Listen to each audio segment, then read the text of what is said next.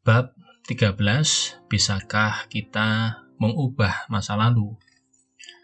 Sebagai seorang peminat dan praktisi teknologi pikiran, saya dulunya pernah berpikir, mungkinkah atau bisakah kita mengubah total program pikiran seseorang seperti di film Matrix? Mungkinkah kita mengubah masa lalu demi mencapai masa depan yang kita inginkan? Ternyata jawabannya bisa. Saya akan menceritakan satu kasus perubahan diri yang ekstrim. Ini adalah kasus nyata yang saya baca dan pelajari di salah satu literatur hipnoterapi terbitan luar negeri. Secara teknis, saya memahami cara kerja teknik terapi yang dilakukan, namun saya tidak berharap bertemu klien yang meminta saya melakukan hal yang sama. Mengapa saya hindari? Karena ini benar-benar kerja proyek yang membutuhkan waktu, tenaga, dan energi yang sangat besar. Ceritanya begini. Seorang wanita, sebut saja Ani, usia 35 tahun, merasa hidupnya berantakan. Ia merasa sangat menderita. Ia tahu ada yang salah dengan dirinya dan ia ingin memperbaiki keadaan ini. Masalah Ani bersumber dari ketidakstabilan emosi, sikap negatif, konsep diri yang jelek, perasaan diri tidak berharga, malu, tidak percaya diri, dan masih banyak hal negatif yang lainnya. Setelah dicari akar masalahnya, ternyata Ani berasal dari keluarga yang berantakan. Orang tuanya tidak bercerai, namun proses pendidikan keluarga dan perlakuan yang ia terima dari orang tua dalam proses tumbuh kembangnya ternyata sangat memprihatinkan. Ani tumbuh besar dalam lingkungan dan perlakuan yang negatif. Ani adalah anak yang tidak diinginkan orang tuanya. Ibunya saat tahu hamil lagi, yaitu mengandung Ani, sebenarnya ingin menggugurkannya. Namun karena agama melarang pengguguran, dengan terpaksa si ibu tetap mengandung dan akhirnya melahirkan Ani. Jadi Ani adalah anak yang tidak diinginkan. Ani adalah anak kedua dari 3 bersaudara. Si ibu selalu membandingkan Ani dengan kakak perempuan Ani. Ani selalu diminta mengalah terhadap si kakak dan juga harus menuruti kemauan si adik. Jadi Ani berada dalam posisi yang selalu tidak menyenangkan. Jika Ani tidak menuruti permintaan saudaranya, orang tua Ani, khususnya si ibu, akan marah besar dan mengucapkan kata-kata kasar terhadap Ani. Selain itu, Ani masih diberi bonus pukulan dan hukuman. Bagaimana dengan ayah Ani? Sama saja, ayah Ani tidak memperhatikan keluarga. Prinsipnya, ayah hanya cari nafkah dan urusan di rumah adalah tanggung jawab ibu. Jadi Ani juga tidak mendapat dukungan kasih sayang dari ayah. Singkat cerita, Ani tumbuh dengan konsep diri negatif, harga diri jelek, merasa tidak berdaya, putus asa, memandang hidup dengan kacamata suram, tidak bersemangat menjalani hidup. Untuk melakukan perubahan diri, Ani meminta bantuan seorang hipnoterapis Anda. Untuk mengetahui apa yang terjadi pada Ani, si hipnoterapis melakukan wawancara mendalam, mulai dari masa kecil Ani. Ani diminta mencatat proses tumbuh kembang yang ia alami, sebisa yang ia ingat, mulai dari kecil hingga dewasa. Yang terutama dicatat adalah momen-momen istimewa dengan muatan emosi yang tinggi, baik itu emosi negatif maupun positif. Lalu Ani diminta memberikan uraian yang lebih detail terhadap setiap peristiwa. Proses penggalian informasi membutuhkan waktu yang tidak sedikit. Selain berusaha mengingat sendiri, Ani juga menggali dan melakukan cross-check data dengan orang tua, famili, atau siapa saja yang mengetahui kejadian yang dialami dan diingatnya. Setelah dirasa cukup, penggalian data dilakukan dengan menggunakan kondisi hipnosis, yaitu dengan teknik age regression, hingga ke masa ketika Ani masih berada dalam kandungan ibunya. Data yang terkumpul melalui teknik age regression dibandingkan dan digabungkan dengan data yang telah Ani kumpulkan sendiri. Setelah semua data itu dirasa cukup, Ani dan terapisnya menyusun skenario baru yang akan ditanamkan ke dalam pikiran bawah sadar Ani. Skenario ini mengikuti alur sesuai dengan data yang berhasil dikumpulkan dan dengan melakukan modifikasi terhadap data-data yang berisi muatan emosi negatif. Setelah semua siap, hipnoterapis melakukan restrukturisasi berbagai program negatif, belief-belief yang menghambat kemajuan diri Ani, emosi-emosi yang selama ini terpendam jauh di dalam hati Ani yang tidak terselesaikan, dan berbagai pengalaman traumatik lainnya. Restrukturisasi dilakukan dengan persetujuan Ani dan dilakukan dalam kondisi relaksasi mental yang sangat dalam atau profound somnambulism. Dalam kondisi ini, Ani lantas dibimbing mundur hingga ke masa di dalam kandungan ibunya. Salah satu trauma besar yang ia alami adalah penolakan kehadirannya oleh ibunya. Data negatif ini dimodifikasi sesuai kebutuhan, dan Ani mengalami kembali alur yang sama, namun dengan cerita dan muatan emosi yang positif. Proses diteruskan hingga Ani lahir, saat pertama kali dalam pelukan ibu, saat ayahnya menggendongnya, terus maju saat usia 1 bulan, 3 bulan, saat pertama kali bisa mengeluarkan suara, saat bisa membalik badan, tumbuh gigi, belajar jalan, ulang tahun pertama, ulang tahun kedua, masuk sekolah, belajar membaca dan menulis, belajar menyanyi, dan seterusnya sesuai dengan garis waktu dengan menggunakan skenario yang telah disusun sebelumnya. Selama proses restrukturisasi ini, Ani benar-benar dibimbing untuk bisa merasakan emosi-emosi positif, pelakuan positif, dan berbagai pengalaman menyenangkan yang dulunya tidak ia dapatkan pada saat proses tumbuh kembangnya. Ani juga dibantu untuk melakukan pemaknaan ulang atas berbagai kejadian negatif yang ia alami. Ia memaafkan orang-orang, kejadian, situasi, atau apa saja yang ia rasa pernah mengecewakan dan menyakiti hatinya, termasuk kemarahannya terhadap Tuhan. Ani juga diminta untuk bisa menerima dan memaafkan dirinya sendiri. Anda mungkin akan bertanya, loh Pak, ini kan namanya manipulasi pikiran bawah sadar. Apa efektif dan gak berbahaya? Benar, ini memang manipulasi pikiran bawah sadar. Lebih spesifik lagi, ini adalah manipulasi program pikiran dalam bentuk memori dan emosi. Namun dalam konteks terapi, cara ini dibenarkan dan sangat efektif. Restrukturisasi ini bisa dilakukan karena pikiran bawah sadar menyimpan informasi atau memori dan emosi.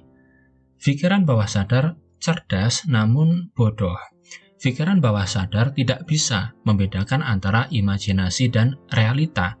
Nah, kelemahan ini yang sebenarnya juga merupakan kekuatan pikiran bawah sadar kita gunakan untuk terapi. Ada seorang mahasiswa saya yang mengaku sangat takut sama ular. Saat saya tanya bagaimana fobia itu bisa muncul, saya mendapat jawaban yang benar-benar di luar dugaan saya. Jawabannya begini, suatu malam saya tidur dan bermimpi. Dalam mimpi itu, saya dikejar-kejar banyak ular, dan akhirnya saya tersudut dan dikerumuni sangat banyak ular. Saya takut setengah mati, tiba-tiba saya tersadar, saya terbangun. Lega hati saya karena ternyata ini hanya mimpi, tapi sejak saat itu saya sangat takut sama ular. Nah, Anda bisa bayangkan bagaimana anehnya pikiran kita. Dari mimpi pun trauma bisa muncul. Aneh kan? Padahal hanya mimpi. Pembaca, apa yang saya jelaskan di bab ini tampaknya sangat sederhana. Benar, prosesnya tidaklah rumit, namun untuk bisa melakukan terapi itu dengan benar dibutuhkan kecakapan dan pengetahuan psikologi, hipnosis, dan hipnoterapi secara mendalam. Karena yang diotak-atik adalah pikiran, lebih spesifik lagi pikiran bawah sadar, maka restrukturisasi ini hanya boleh dilakukan oleh orang yang benar-benar ahli. Kembali ke Ani, bagaimana perkembangan Ani setelah restrukturisasi pikiran bawah sadar? Apakah ada perubahan, lebih baik atau lebih parah kondisinya? Keadaan Ani setelah menjalani terapi sangat positif. Emosinya menjadi lebih stabil, kebenciannya pada orang tuanya, khususnya ibu, telah berubah menjadi perasaan cinta yang dilandasi perasaan syukur yang tulus. Ani sekarang mampu menjalani hidup dengan positif dan dengan harapan akan masa depan yang lebih cerah. Pembaca, maksud saya menceritakan hal ini kepada Anda adalah untuk menyampaikan bahwa kita bukanlah program pikiran kita. Kita bukanlah emosi kita. Kita selama ini terkunci dan dipenjara oleh berbagai program pikiran yang tidak konstruktif yang merupakan hasil programming dari masa lalu kita. Dengan pengetahuan dan pemahaman ini, sebenarnya siapa saja bisa melakukan perubahan diri secara cepat dan menyeluruh. Semua bergantung kemauan masing-masing individu, teknik yang digunakan, dan kecakapan orang yang memfasilitasi perubahan itu. Perubahan diri ini bisa kita lakukan. Nah, pertanyaannya sekarang adalah setelah Anda mengetahui bahwa dengan teknologi pikiran kita bisa melakukannya, bersediakah dan beranikah Anda berubah? Saya sering mendengar orang mengatakan saya telah lahir baru. Saya mencermati apa sih sebenarnya yang dimaksud dengan lahir baru? Apakah ia masuk kembali ke kandungan ibunya dan dilahirkan sekali lagi? Ternyata tidak. Dari sudut ilmu pikiran, saya melihat bahwa yang dimaksud dengan lahir baru adalah suatu kondisi di mana terjadi perubahan program pikiran atau mental yang ekstrim. Lebih tepatnya terjadi restrukturisasi besar-besaran pada berbagai program pikiran yang terletak di pikiran bawah sadar, sehingga seseorang mengalami perubahan yang sangat drastis dalam cara pandang, sikap, mental, emosi, dan bahkan spiritual. Bab 14. Menghidupkan kehidupan dalam hidup. We are not human beings on a spiritual journey. We are spiritual beings on a human journey. Stephen Covey. Akhir perjalanan seorang musafir kehidupan. Pembaca, bagaimanakah cara untuk menemukan suara hati atau hidup dalam hidup kita? Ada beberapa cara. Umumnya orang akan melakukan perenungan. Ada juga yang berdoa, bermeditasi, melakukan ritual tertentu, atau melakukan praktik spiritual tertentu. Namun ada cara yang jauh lebih mudah dan dijamin berhasil dengan catatan Anda sungguh-sungguh melakukan apa yang saya minta Anda lakukan. Bagaimana caranya? Mudah sekali. Cara ini juga saya gunakan saat mencari dan menemukan tujuan hidup saya atau the purpose of life menurut istilah Rick Warren. Jujur, saya membutuhkan waktu untuk bisa menemukan apa yang menjadi tujuan hidup saya yang sesungguhnya.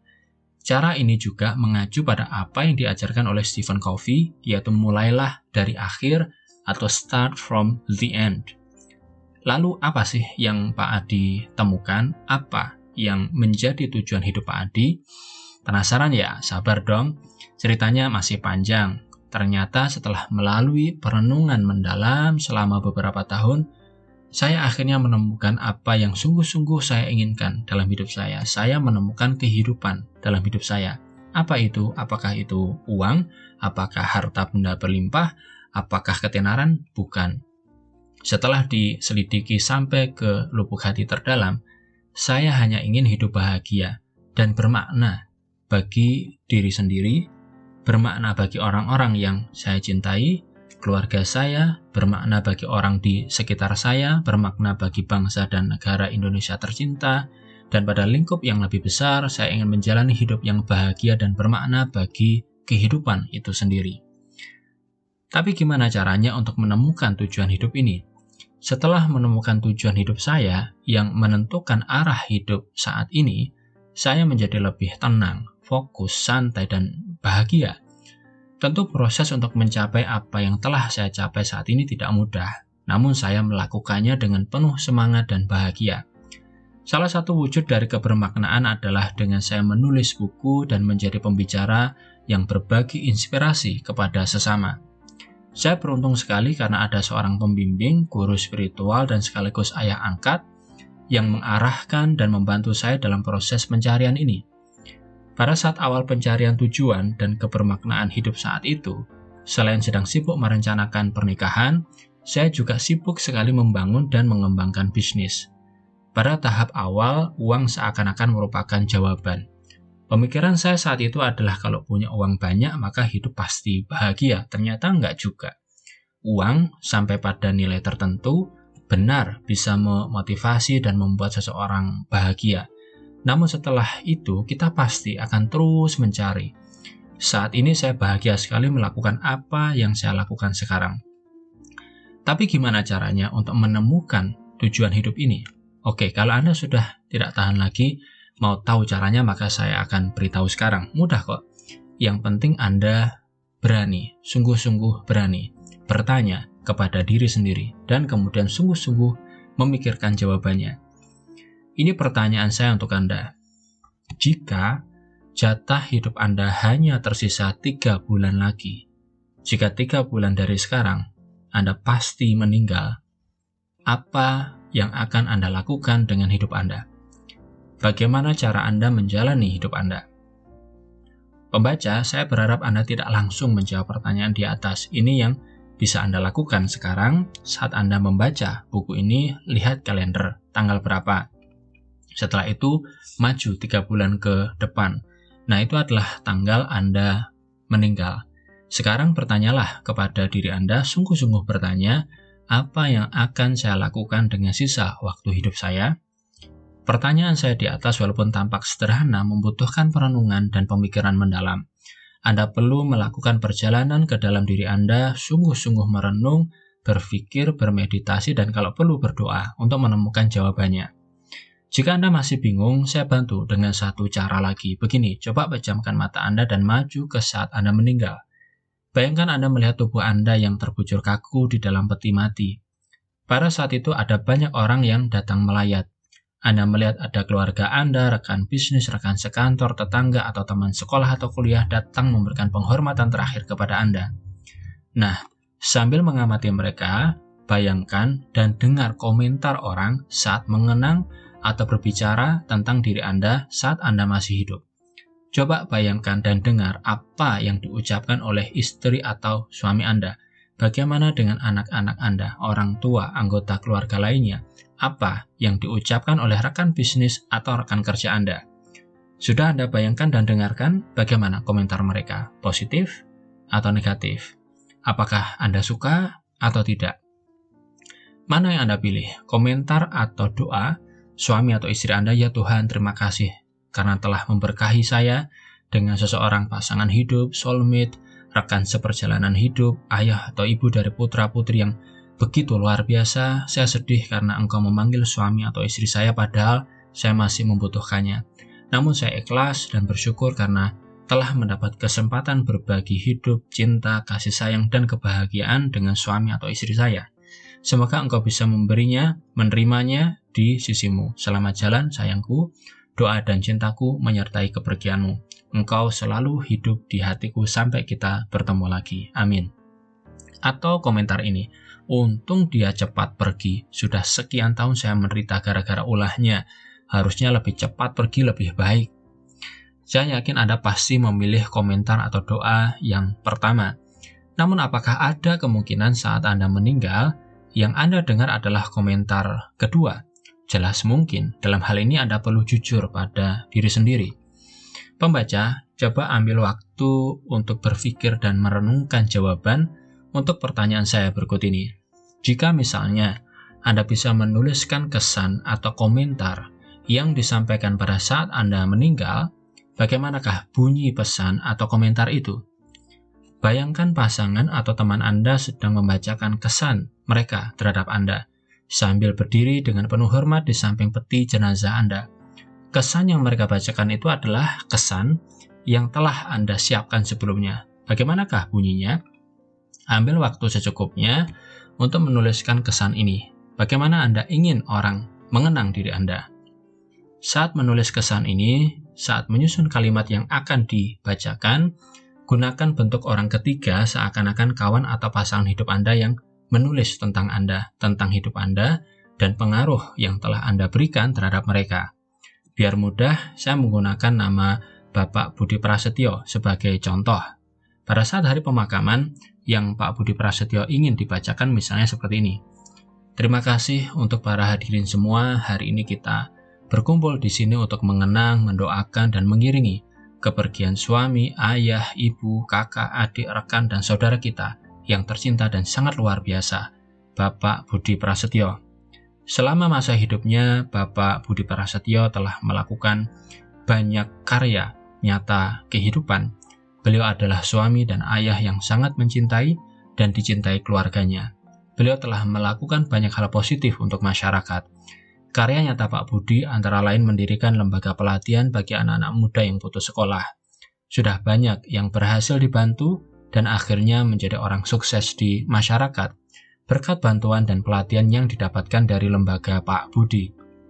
Beliau juga menjadi penggagas gerakan Family Back to Basic, satu gerakan yang menyadarkan masyarakat akan pentingnya pendidikan dini usia di keluarga. Saat ini dengan semakin majunya zaman, ada banyak keluarga yang tercerai-berai karena sibuk melakukan aktivitas masing-masing. Keluarga sudah tidak lagi merasakan kebersamaan seperti yang seharusnya. Orang tua sibuk dan anak tidak lagi mendapat perhatian yang seharusnya. Berkat gerakan yang digagas oleh Pak Budi, yang bekerja sama dengan berbagai lembaga lainnya dalam memberikan pendidikan keluarga, akhirnya ada banyak keluarga yang terselamatkan dari kehancuran, dan seterusnya. Jadi sekali lagi, beri diri Anda waktu yang cukup untuk berpikir dan merenung. Susun kesan yang Anda ingin dibacakan mengenai diri Anda. Anda boleh menulis hal positif apa saja yang Anda inginkan. Satu lagi yang ingin saya sampaikan untuk bisa lebih membantu Anda. Coba perhatikan ilustrasi berikut ini. Berapa lama sisa waktu hidup efektif Anda? Dari lahir sampai meninggal, waktu hidup efektif sama dengan sisa waktu hidup dikurangi waktu tidur dikurangi waktu kerja. Cara menentukan waktu hidup efektif adalah sebagai berikut. 1. Tulis berapa usia Anda saat ini. 2. Tentukan misalnya jika Tuhan mengizinkan Anda ingin hidup sampai usia berapa. 3. Kurangkan jawaban nomor 2 dengan nomor 1, Anda mendapatkan sisa waktu hidup. 4. Tetapkan sehari Anda tidur berapa jam. Untuk mudahnya 8 jam, berarti ini adalah sepertiga dari 24 jam atau sepertiga dari waktu Anda. 5. Tetapkan sehari Anda bekerja berapa jam. Sama seperti nomor 4, untuk mudahnya tetapkan 8 jam, berarti sepertiga dari 24 jam atau sepertiga dari waktu Anda. 6. Setelah itu masukkan angka-angka yang telah Anda dapat ke dalam persamaan di atas. Untuk lebih jelas, berikut saya beri contoh. Misalnya usia Anda saat ini 40 tahun. Dan Anda, jika Tuhan mengizinkan, ingin hidup sampai usia 80 tahun. Maka sisa waktu hidup Anda adalah 80 dikurangi 40, sama dengan 40 tahun. Selanjutnya, masukkan ke persamaan di atas, menjadi waktu hidup efektif sama dengan sisa waktu hidup dikurangi waktu tidur dikurangi waktu kerja. Sama dengan 40 dikurangi sepertiga kali 40 dikurangi sepertiga kali 40 sama dengan 13,32 tahun.